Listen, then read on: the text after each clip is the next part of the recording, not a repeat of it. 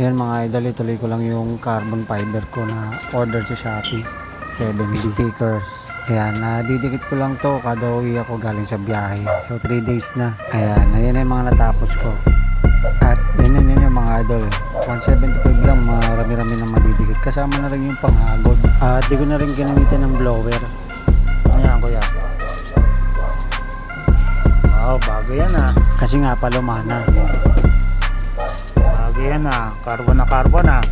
Ang lakas naman ng pitik mo. Oh, kaya pala wala yung motor mo dun eh. Ika-carbon ko na kasi tol. At eto nga, punasan na natin to. Kita nyo naman, kupas na.